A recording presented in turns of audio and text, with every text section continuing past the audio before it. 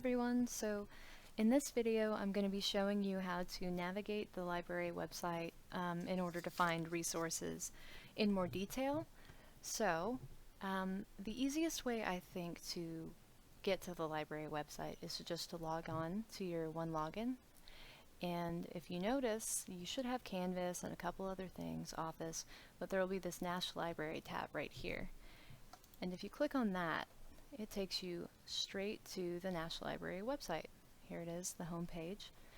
And another way to log in is you could go straight to library.usao.edu, or you could, Google National Library USAO and it'll bring up the right results. But then you just scroll down right here, it would say login, and you just log in with your one login credentials. I think it's your email, but without the @usao.edu, and then your one login password. So once you get here, there are a couple things you should notice right away. One of them is the article search box right here and the books and media search box right here. And if you scroll down, you'll see all of our contact information, any notice or news. And if you look at the news, it'll tell you all about what's going on this semester with COVID, and it should be bolded, but I guess it's not. This Gmail is a great way to contact people at the library. If you have any questions, if you want to pick up any book, or you're having trouble with finding resources online and you want to make an appointment for some help, just email this email right here and then start a conversation and we'll get back to you. You can also call the library front desk right there and do the same thing. You can set up an appointment or just talk to somebody about what you need. So if you scroll back up to the top here, we're going to focus on the article search for right now. This is called our Leo search.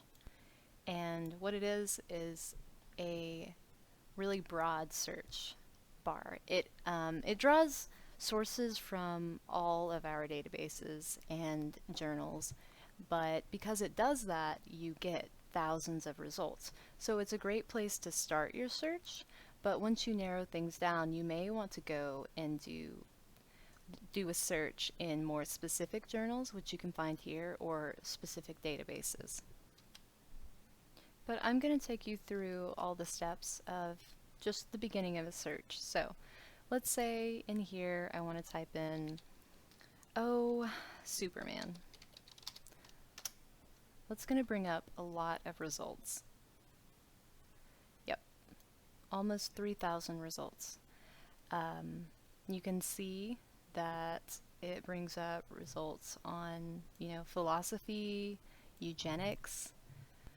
Let's see, some more literary, copyright law. It brings up stuff on biology and some more philosophy. So there's a wide variety of things that Superman, just that search term, brought us because it's referenced in so many different things. So what you're going to need to do is narrow your search down even more so that you can really start looking for articles and things that are more applicable to whatever subject that you're searching about. So let's go ahead and do that. If you go right underneath the search bar and go to Advanced Search, it will take you to another page where there are multiple search bars, and you can even add more search bars. But what this does is it gives you the opportunity to add more search terms and keywords, authors, titles, whatever you need to do to really narrow down your search. So let's see, I want to do Superman, and here are these little, I want to call them qualifiers. I'm not sure if that's the right term or not, but what you can do is do one search term and another search term. And if you notice that you're getting a lot of things that you don't want, but they're all very similar, you can do not and mention that thing that you don't want to get results on. So let's see, if I remember earlier, Let's do Superman and copyright, but I don't want philosophy. And let's see what that gets us. So now you can see that it narrowed it down a little bit, not a lot, but it did narrow it down by, I don't know, a couple hundred. And the first results are a lot more relevant to what I'm searching for. So that's pretty useful. But let me show you another feature.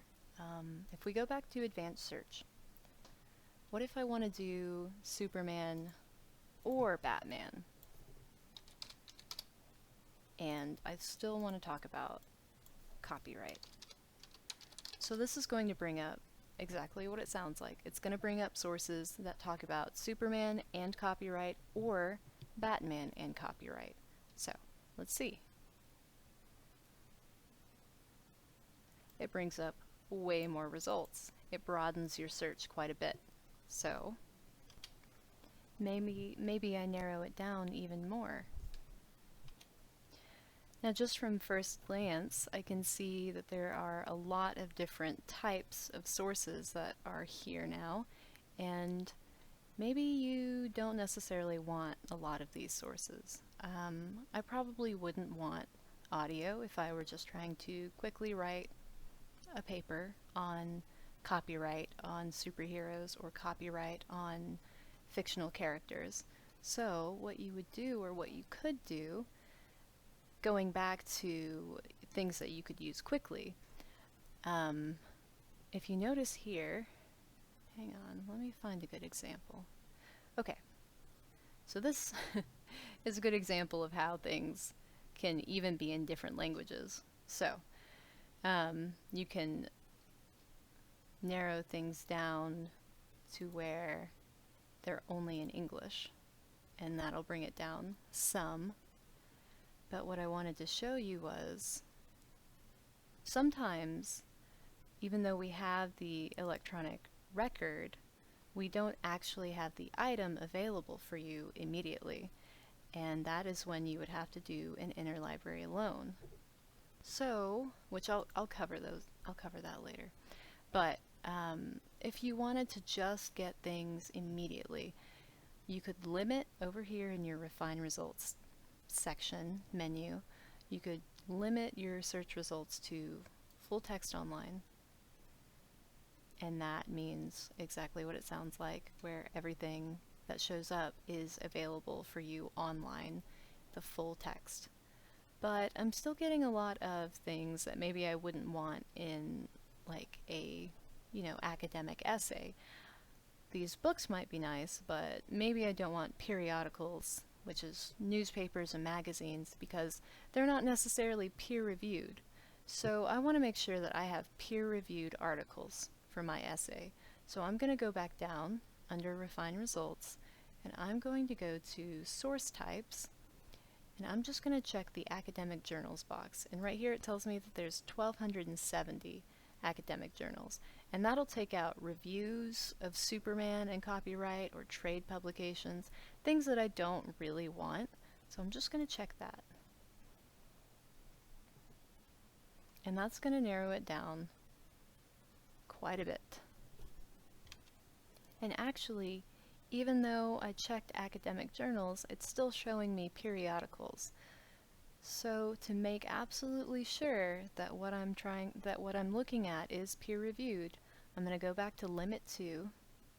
I'm going to go Show More, and it'll bring up that thing, all this stuff that was at the bottom of the web page whenever we were looking at advanced search. This shows up also.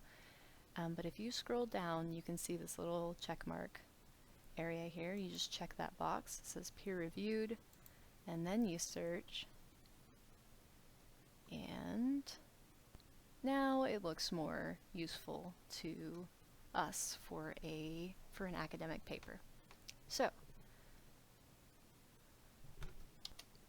I mentioned earlier that you can find things that aren't in English sometimes, and if you only speak English, Maybe it's really important to you to limit your results to just English. So you can check that in the Limit by Language menu. You can check English, narrow it down even more, and you can just keep doing things like that. Or you can set this up and then search, and you'll have this set of rules that you chose that the search engine will then follow. So it'll give you almost exactly what you need. So to take you through some more of the things, if we go to Limit to again, full text online or in library physical collection. That means if you check this box that you can access things online or they're available in our library physically. So the next one is only in the library physical collection, plus some ebooks. So we have our physical books, but also in the library catalog we have ebooks, and we have quite a few. So it really is up to you to pay attention to the category of your sources. Another thing you can do is narrow your sources down by date. And a lot of the time, whenever you're writing a paper, you want the most recent data available, the most recent publications available. So maybe you want only stuff that was published in the last 10 years. You go to this little publication date bar here and you just drag either way.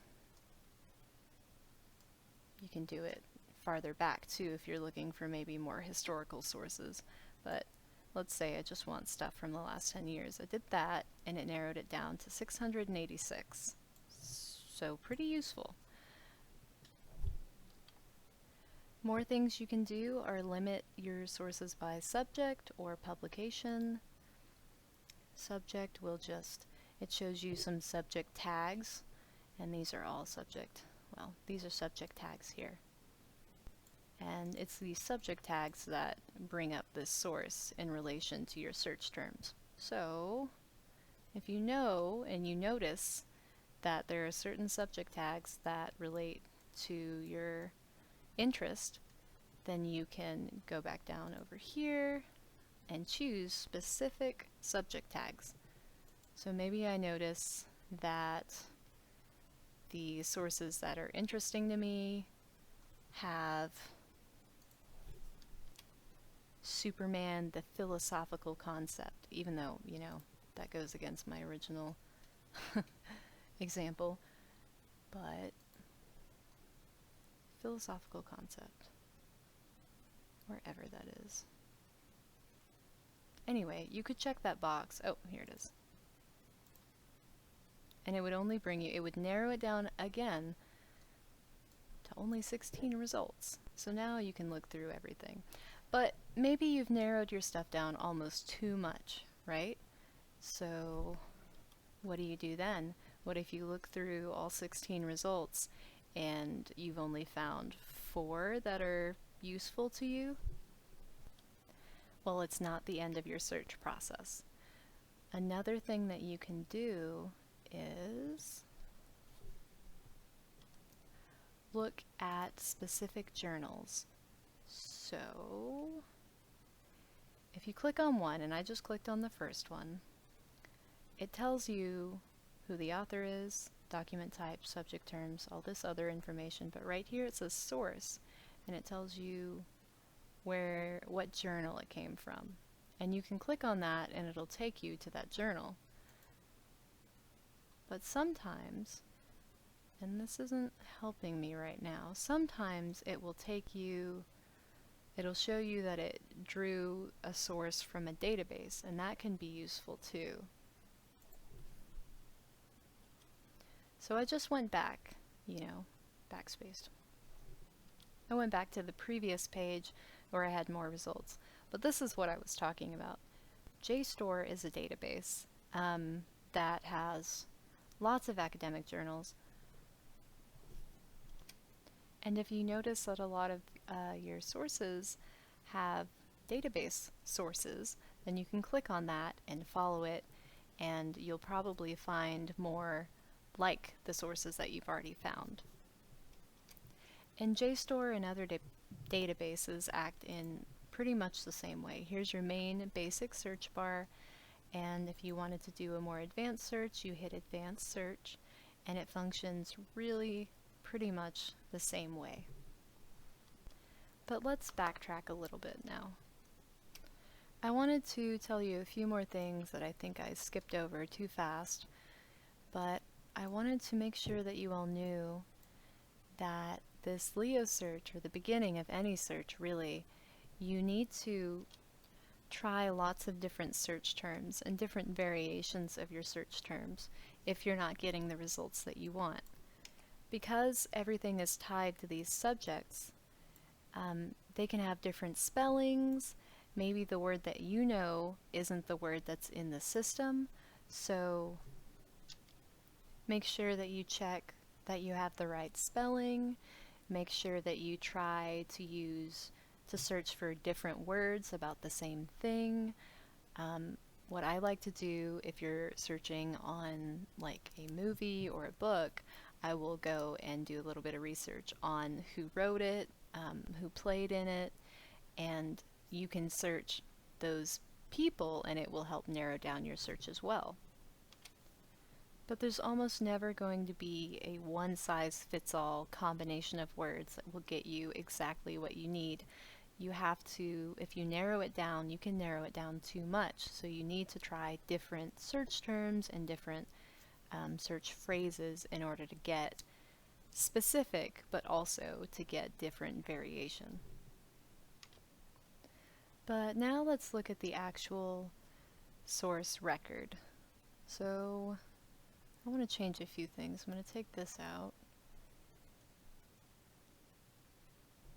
And I'm going to do academic journals. So here are two examples of some academic journals.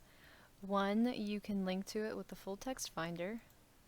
You can click on that and it will tell you whether or not you can access it. And it takes you straight to the site where you can then, if you go back to the list,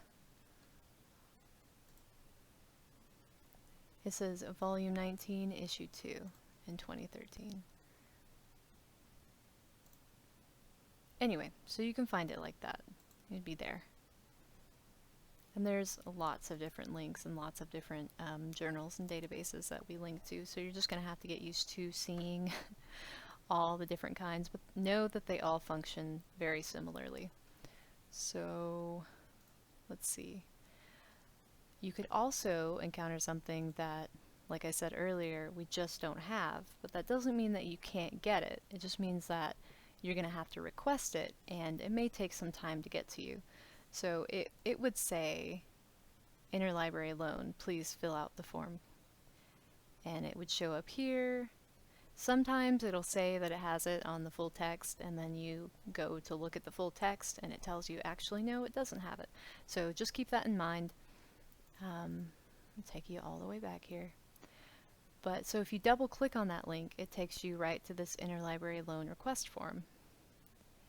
And what this does is it sends it, if you do it through your search, it will automatically fill in certain things, some information about the article that you're looking for, and you just need to fill in your email, your name, USAO ID, phone number, and then your delivery deadline, which a lot of people don't pay attention to, but is kind of important because if you are, and I'm not condoning this, I'm not encouraging this, but if you are trying to write a paper quickly and you need an article by, I don't know, 2 days from now, then you need to put that the delivery deadline is 2 days from now.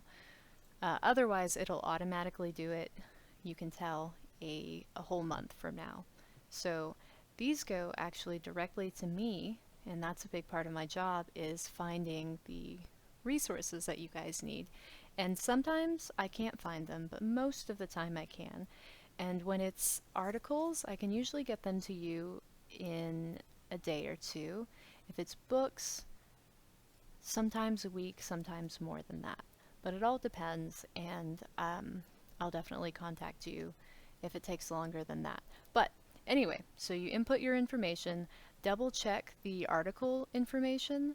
Sometimes it fills in things that aren't quite right, like the page numbers. Sometimes they're completely wrong.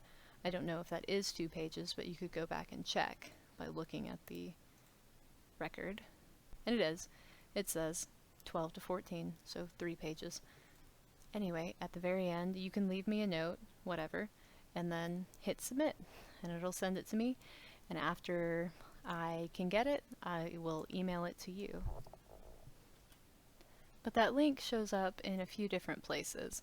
So it showed up in our main results list, and it shows up here when you click on the detailed record, and you can also access it from the home page, which, let me see. That's not right. This is right.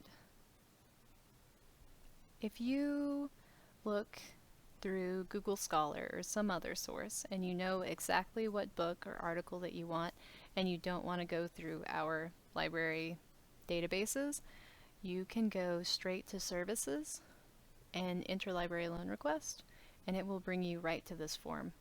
And you just have to fill it out yourself, and it's the same thing. Submit it, and I'll get it. But going back to the records, I never did explain the parts of the records. So here's the title, and I already mentioned what the subjects are. They tell you what the subjects are related to the article. And then this is the main information, the author information that you would need for citations or to locate the article, which is why we put them in the citations, so that your reader can locate it later. And then here is the abstract. So most of this is going to be the abstract, and the abstract is a summary kind of what the article is about. So without even clicking on this, you can look through and see if maybe it would be useful to you.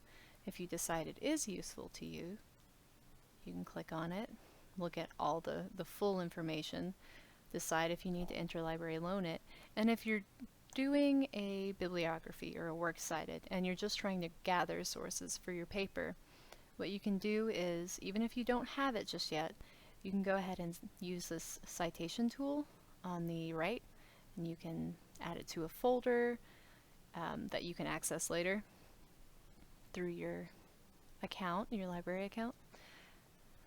But clicking Cite will bring up this little citation tool, which puts all the information here about this article into different citation styles and formatting styles.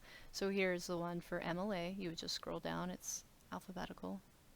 No, it's not. It's not alphabetical. Anyway, you would scroll down to MLA and you just copy and paste. Now, it's really important to remember that this citation tool is not perfect. It could be outdated. It could be, not the latest edition. And sometimes it'll mix up page numbers and things like that, like I said earlier. But it's a good start, and you can copy and paste and use that as a start, and then later go back to your works cited and check everything, and then format things to be how they should be in a works cited page. So what else? I think a couple things I didn't show you. If you go back to the home page, which if you click on this cat, no matter where you are on the library website, it'll take you straight back to the home page. If you go back here, you can see these up here. And the most useful to you will probably be, outside of these main search bars for articles, is journals and databases. And if you click on databases, it'll bring up all of the databases that we have. And they are different, and databases are groups of journals.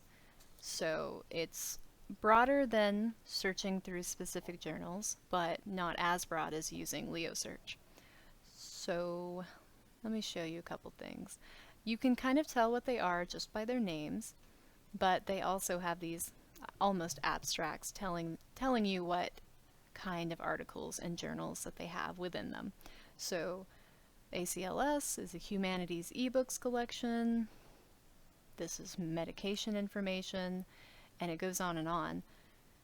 Some of the most useful for you guys will probably be Academic Search Complete, because it's multidisciplinary and it covers many areas of academic study. It's a really big one. EBSCOhost. Hang on a second. Excuse me, EBSCOhost is not a database you can search through. That's something that librarians use. But anyway, the name shows up sometimes. But ERIC is another big one. It's education literature. JSTOR is another good one for humanities. Social sciences and sciences. And we looked at that earlier, so. But if you don't know exactly what you're looking for, you can go to subjects, and it'll kind of tell you which databases are good for what. So history, there's a few for history. So things like that. And if you go to the Journals tab, which is also available on the home page, it acts in pretty much the same way. You browse by discipline, so it is like the subjects. It gives you all the different disciplines and subjects that you could be interested in, and shows you how many journals are in each. But you could also just search a subject or a title if you know exactly what you're looking for. Let me look for film studies. So it'll bring up all of the academic journals and other journals that have or are related to film studies. And you can limit your search for journals in pretty much the same way that you limit your search for journal articles that I showed you through Leo Search earlier. You can narrow your results to peer-reviewed journals only, and you can narrow it to just film. And then it'll bring you, it narrows it down quite a bit. And from here, you can click on this to bring you right to the record, or if you didn't want to do that earlier, it was just this, and then it showed you full text access, and it had this search bar as well. You could just click that search bar and type in Superman or whatever else, and it will bring you results, or you could hit full text access and it'll bring you to a place where you can search issue by issue, or again within the publication you could do a general search. So if we do issue by issue, this is kind of weird. Okay, I figured it out. So you would hit this and it would tell you the different years, and when you hit that it shows you the different publications within that year, or the different issues within that year. So if you click on one, it'll bring you all of the articles that you can access within that issue from that year. And if we go back, or even just from here, if we do maybe copyright, probably, oh, there we go, it brings up something. So, and you can do advanced search in pretty much the same way. So once you learn it in one, on one website, you will be pretty set for all the other databases and journals that also allow you to search. Well, I hope this wasn't too confusing, and I think I covered everything about articles. Now I want to talk about looking through our physical books collection and our ebooks. So that is just right next to the article search, and it's this Books and Media Search tab.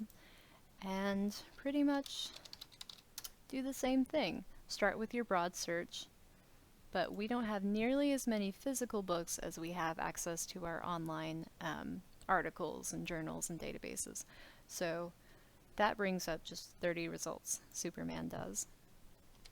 But it's the same format. You have your title, and your information on the book and some extra information down here that I'll talk about. But it's a big result list, and it shows you some pictures on the side. And then to the left, it's the same thing, almost. You can refine your search, and you can limit it to currently available items. So just like the full text online thing, this means that you can limit your search to only things that are available at the library, to things that aren't already checked out. You can also limit it by item types, so books or music and sound recordings, so those are the only two things that showed up, but we have more item types. You can limit it by topic, which is similar to subjects, so if you know kind of what you're looking for, then you can, maybe a philosophy, you can narrow it down that way.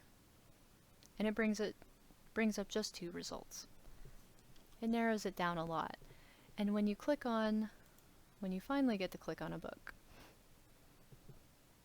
it will bring up the more detailed record, and you can see here the status and what item type it is, where it is, and the call number. And this semester, since we're doing only curbside pickup, you'll need to know the call number, or it will help if you know the call number for a book that you want, because when you email the library or you call the library, it's helpful to have all that information ready, and you'll get your books a lot quicker. And that's about it. That should be the end of our library website tutorial. Let me know if you guys have any questions. This was kind of a long and winding tutorial, but we're more than happy to help. We are, Instructor Pool and I are librarians at the library, so if you ever need any help finding resources or just figuring out again how to navigate the website, just let us know, email us or call us, and we'll help you out.